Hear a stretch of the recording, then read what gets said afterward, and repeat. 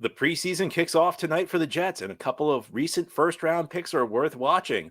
Let's talk about it today on Locked On Jets.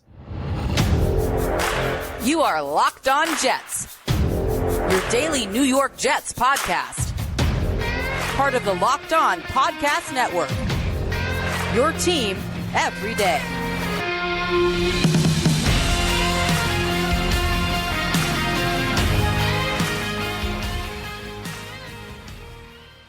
Welcome. This is the Locked On Jets podcast, part of the Locked On Podcast Network, your team every day. It's Thursday, August 3rd, 2023, and I'm your host, John B. from GangrenNation.com. Thanking you so much for making the show your first listen or first watch every day. Subscribe to this show for free on YouTube or wherever you get your podcasts so that new episodes will be posted, so that you'll get new episodes as soon as they're posted. Oh, shoot. Let's start over.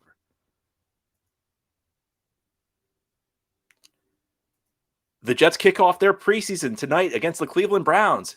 A couple of recent first-round picks are players worth keeping your eye on. Let's talk about it.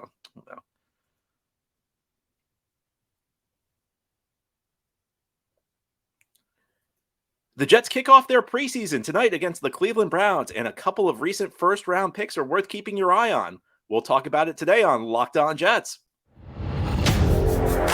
You are Locked On Jets, your daily New York Jets podcast.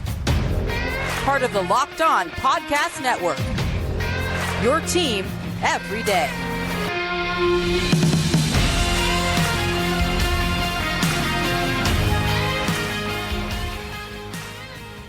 Welcome. This is the Locked On Jets podcast, part of the Locked On Podcast Network, your team every day. It is Thursday, August 3rd, 2023, and I'm your host, John B. from GangrenNation.com. Thanking you so much for making the show your first listen or first watch every day. Subscribe to the show for free on YouTube or wherever you get your podcasts so that you'll get new episodes as soon as they're posted. If you're listening on a podcast source and enjoy the show, give it a 5-star review. And if you're watching on YouTube, give this episode a big thumbs up. It helps us out and helps other Jets fans find the show. Well, the Jets kick off the preseason tonight against the Cleveland Browns in Canton, Ohio. Kickoff time scheduled for 8 p.m. Eastern time on NBC. You can also stream the game if you subscribe to Peacock or NFL Plus. First preseason game of the NFL season. That's because it's the Hall of Fame game. So around Hall of Fame weekend, this weekend, Darrelle Revis and Joe Klecko will be inducted into the Hall of Fame. The NFL schedules its first exhibition game around those ceremonies, and usually they include teams with players who are being inducted, like the Jets this year with Darrelle Revis and Joe Klecko. So an opportunity to watch the Jets for the first time this season. Aaron Rodgers will not play, but there are some important players to watch, players to monitor whose progress you can monitor. The other day we talked about some guys I have my eye on the offensive side of the ball. Today we're going to talk about defensive players who are worth keeping an eye on tonight. And I think there are a couple of recent first-round pick defensive ends who are really interesting. And I'm going to start with Will McDonald, who, of course, was the Jets' first-round pick this year, 15th overall out of Iowa State. If you go back to draft night, it was a surprise that the Jets got McDonald. I don't think many people were looking at defensive end for the Jets just because the defensive line is a spot of strength for the Jets. But in the NFL, there are a couple of things I believe in. One is that you can never have too many pass rushers. The second thing that I believe in is that you should constantly be looking to regenerate your strengths because there's a lot of turnover in the NFL. In fact, it's outside of like your core players, outside of like your star players, most of your roster gets turned over in 2 to 3 years. So what's a strength today may not be a strength tomorrow. And I think you also have to look to the future when you're talking about the draft. A lot of players, especially in this year's draft class, because this was not considered a particularly strong draft class, a lot of players are not ready to contribute in a big way year one. I think the Jets want Will McDonald to do something for them. I don't think they want to, I don't think they want it to be a total wipeout year for him. But I don't think the Jets are looking for Will McDonald to hold a starting role this year. And for me, that's the kind of thing that makes preseason a little bit more significant because while I think he'll be in the defensive line rotation this year, these preseason games will be probably his best chance to get a lot of snaps unless the Jets have a bunch of injuries on the defensive line and he's kind of pressed into action during the regular season. And we don't want that. We want Will McDonald to be able to come along at his own pace. So in these games, what you get are low pressure snaps, but you get the opportunity to get real game reps. Training camp these days, I know there are padded practices, but they just don't match the intensity of real games. Now, decades ago, I think training camp practices actually did come close to simulating a game environment. The guys hit a lot. In fact, this has been one of the criticisms a lot of players from the past have right now, is that the practices teams don't really prepare you for games anymore. And that goes back to the rules the players have negotiated with the owners. We don't need to go there right now, but for me it makes training camp more. For me, it makes the preseason more significant, because it's really the one opportunity you have to get quality reps out there. So what can we expect from Will McDonald? Well, I think he's going to go up against probably second and third teamers. So the way I view this, I'd like to see Will McDonald look really good tonight, in part because the guys he's playing against, while Will McDonald needs some seasoning, while I think there are a lot of aspects of his game that require refinement, he's not going up against starters. I think Will McDonald this year, he'll probably play situationally. He'll probably play on passing downs. He's going to have a tough time probably unless he's a really, really quick learner. He'll probably have a bit of a tough time year one. Now, I think there will be moments where his natural abilities just take over, that length he's got, the explosion he's got. I think there will be points this year where the talent just overwhelms everything else. But to succeed on a consistent basis in the NFL against starting caliber players, you have to be a refined player. And that's why McDonald's going to be in kind of a situational role this year. The Jets aren't going to ask a whole lot out of him. Against second and third teamers, against guys who are, fringe roster players, maybe practice squatters, though, I would like to see the talent take over, because I think Will McDonald has a lot of talent. And I'm not sure these statistics at Iowa State necessarily tell you how much talent McDonald has, because the role they had him play was kind of a hold the point of attack type of thing. It was kind of draw double teams. It wasn't necessarily a playmaking system for a player like Will McDonald. Whereas with the Jets, the defensive line's job is to get off the field and make plays. So I'm hoping to see Will McDonald look the part tonight. We're going to take a look at what pass rushing moves he's got. Now, tougher to see because they don't really give you the all 22 film for the preseason game, so you can't get a complete look, but it'd be interesting to see whether he's developed any pass rushing moves. A guy, when I watched him at Iowa State, I was actually pleasantly surprised by the way he uses his hands. That's not always consistent, but you see the natural ability there. You see, a swim move. You even see like the makings of a decent spin move. Of course, Dwight Freeney of the Colts, the great Colts defensive end, was probably the most famous artist using the spin move for pass rushers. I don't think he's quite from what I saw at Iowa State, I don't think the spin move is quite there yet.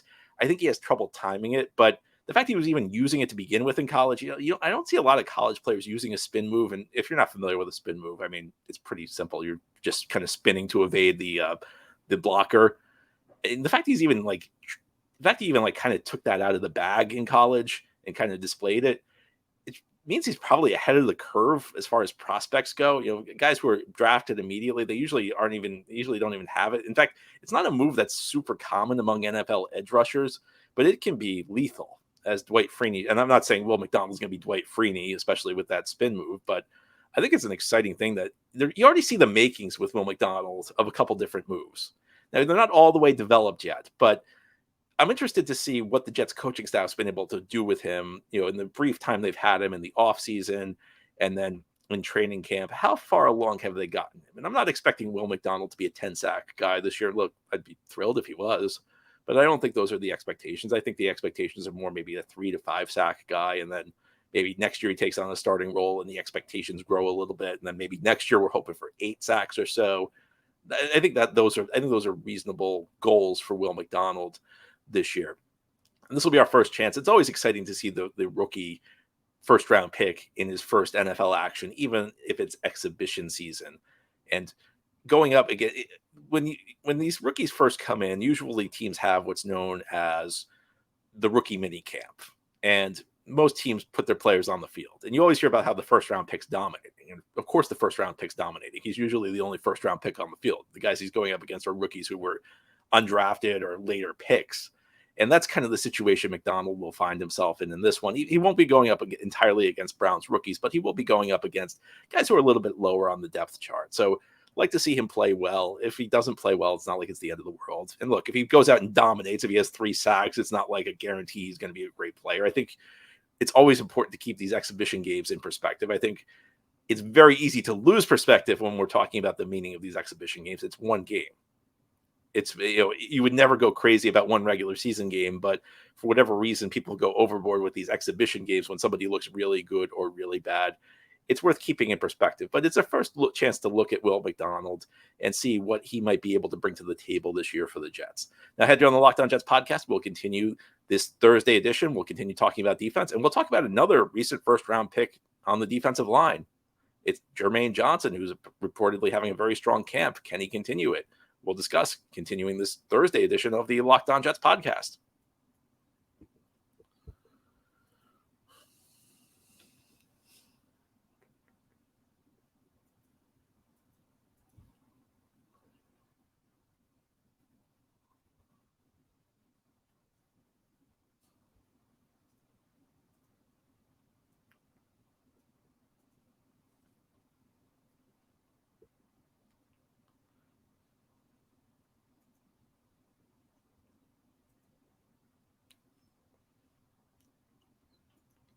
Today's episode of Locked On Jets is brought to you by LinkedIn Jobs. These days, every potential hire can feel like a high-stakes wager for your small business, and you want to be 100% certain that you have access to the best qualified candidates available.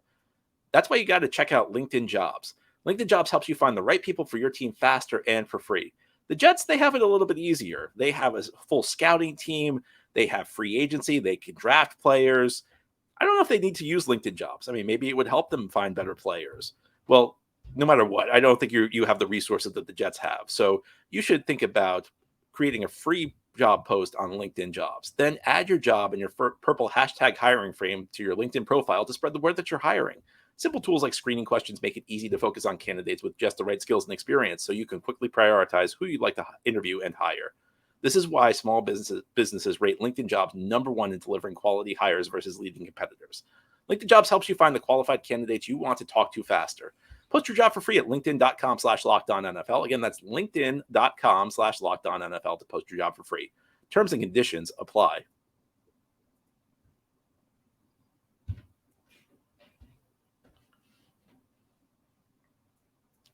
Thank you so much for making Locked On Jets your first listen or first watch every day. Big shout out to you everydayers. This is a daily podcast. We have new episodes each day, Monday through Friday through the week. And then we have a few bonus episodes as needed if big news breaks.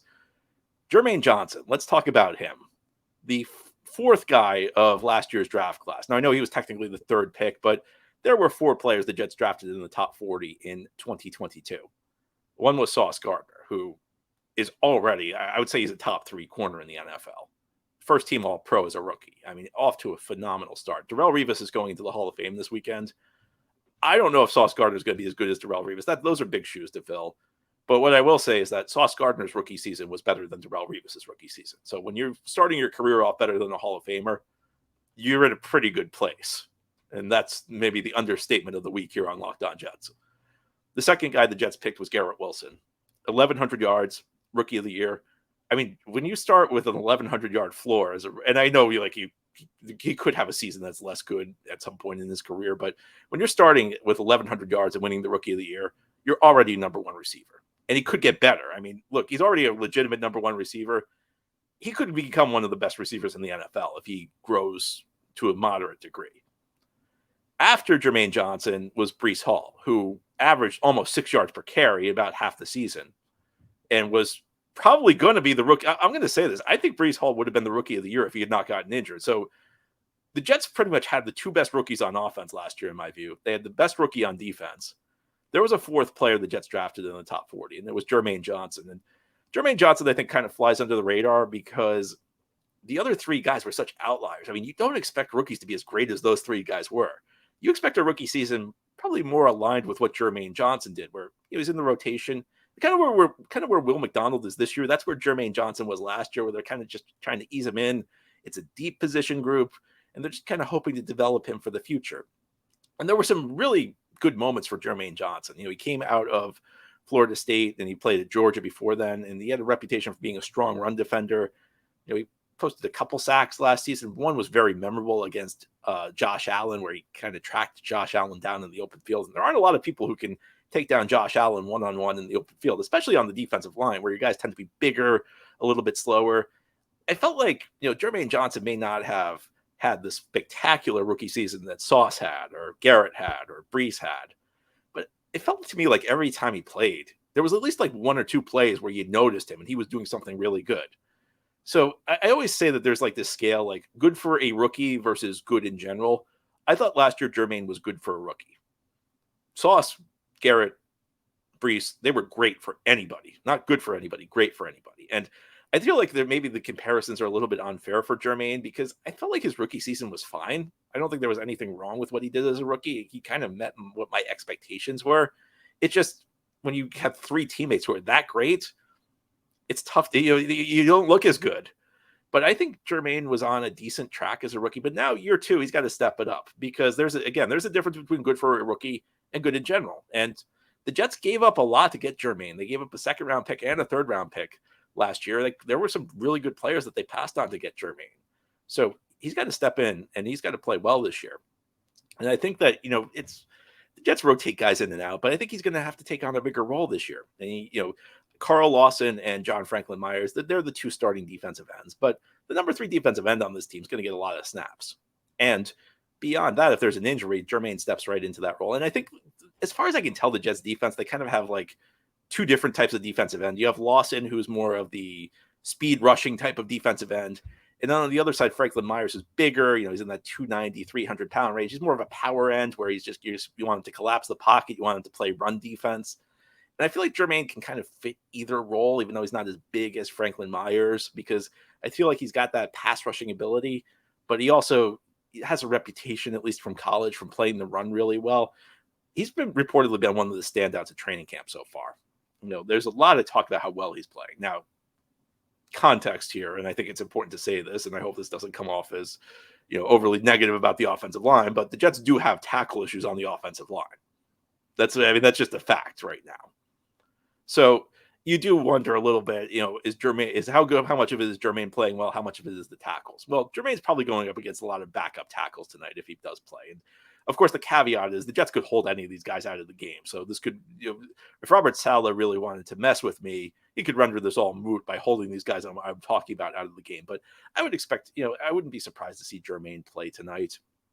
And I would expect him to continue to do well because going up, what I said about McDonald's, going up against, backup caliber tackles, going up against guys who, probably like fringe roster players, maybe guys who, are heading for a practice squad.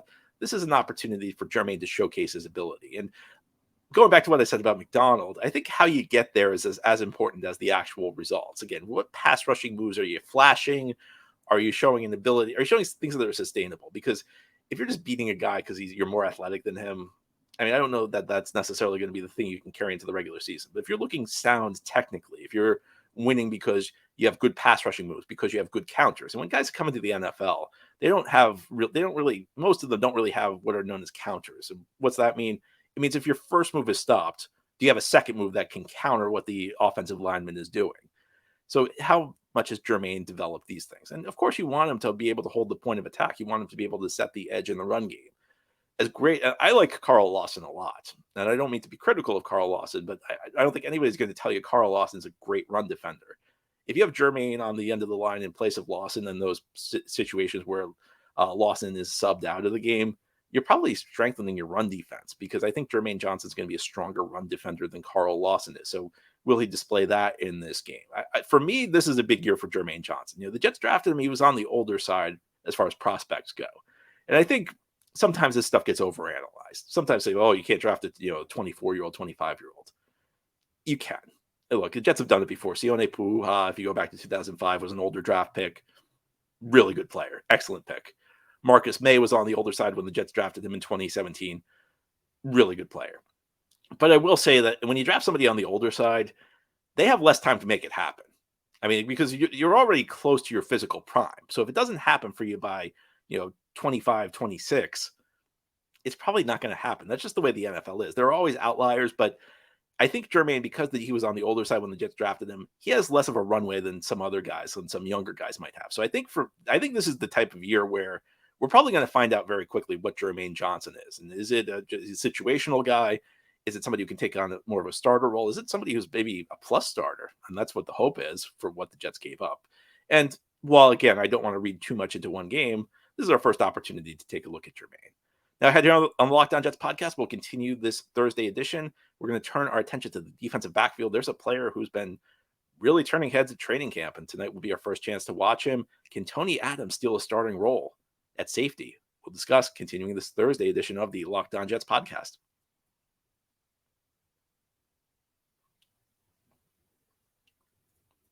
This is the Locked On Jets podcast, the day of the Jets' first preseason game of 2023. Jets will be playing the Cleveland Browns tonight in Canton, Ohio, the Hall of Fame game. Not just the Jets' first preseason game of the year, but the first preseason game on the NFL schedule. Annually, it comes in Canton, Ohio around Hall of Fame weekend, which is where the players will be enshrined this weekend. Joe Klecko and Darrelle Revis going into the Hall of Fame. So a great weekend for the New York Jets as a franchise. Playing against the Cleveland Browns. Now, Robert Saleh said that the starters are not going to play this game. So my question is, what's going to happen with Tony Adams? Because Tony Adams, I'm not. Oh, damn it.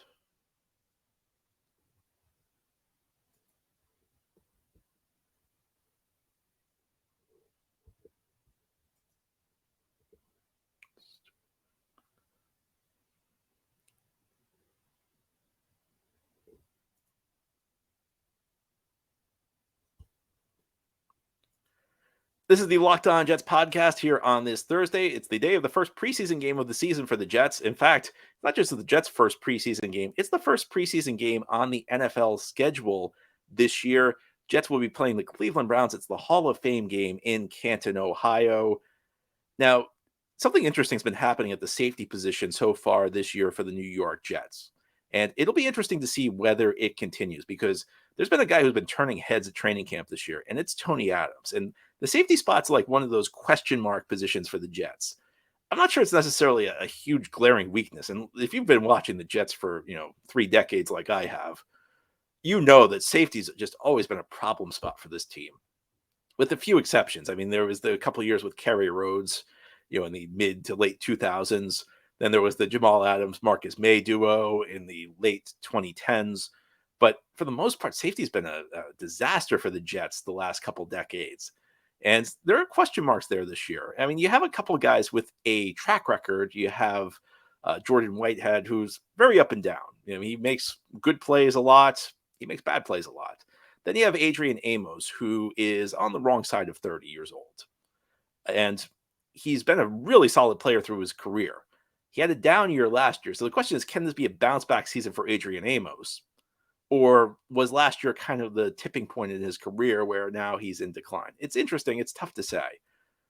Let's talk, though, about Tony Adams, because Jets defense, I think, is great on the outside. You've got Sauce Gardner. You've got DJ Reed at corner. You've got a very deep and good defensive end group led by Carl Lawson, John Franklin Myers, a couple of young, promising players we just talked about in Will McDonald and Jermaine Johnson. Up the middle, the Jets are not as strong. Now, the best player on the team is Quinton Williams, who plays defensive tackle. So he's the one exception here. But Jets lost Sheldon Rankins in free agency. CJ Mosley, Quincy Williams at linebacker, they're okay. They're not great.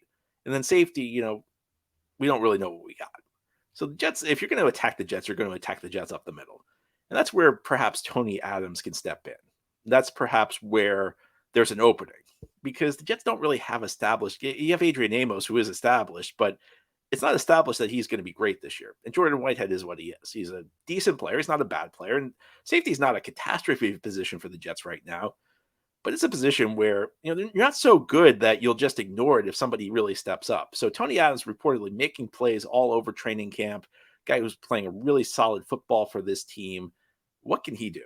And can he make plays? And Robert Saleh said the starters aren't playing tonight. So it'll be just as interesting. If Tony Adams doesn't play, it's kind of a sign that maybe he has stepped into a starting role. And, I always try and avoid the training camp buzz, because sometimes it leads you astray. Sometimes a guy's having a couple good practices and it just does not translate. So one of the things I look at is how many people are saying the same thing out of training camp. And it seems like it's pretty unanimous that Tony Adams is playing really well in camp this year. So there's an opportunity. It's not like Amos or Whitehead are so locked into starting roles that they're going to, they're locks to play no matter what. And the other thing I'll say is Amos was signed to replace Chuck Clark, who suffered a serious injury, unfortunately. And there was a lot of buzz that maybe Clark was going to be the third safety on the team. Maybe the Jets are interested in throwing some 3 safety looks out there this year.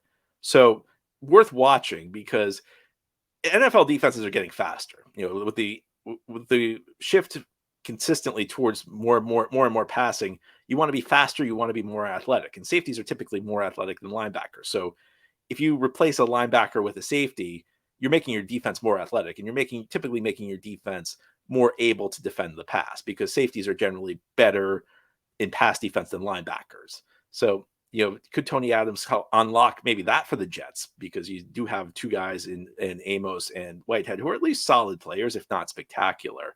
A lot worth watching tonight with Tony Adams. It'll be interesting to see how he does. But that's all for today's episode. This has been the Locked On Jets podcast, part of the Locked On Podcast Network. Your team every day is our motto. As always, if you enjoy the show, hit the subscribe button where you're watching or listening so that you'll never miss an episode. If you enjoy the show and are listening on a podcast source, please give it a 5-star review. And if you're watching on YouTube, give this episode a big thumbs up. Helps us out, helps other Jets fans find the show. Have a great Thursday, everybody. Enjoy the game. We'll be back here tomorrow to talk about it.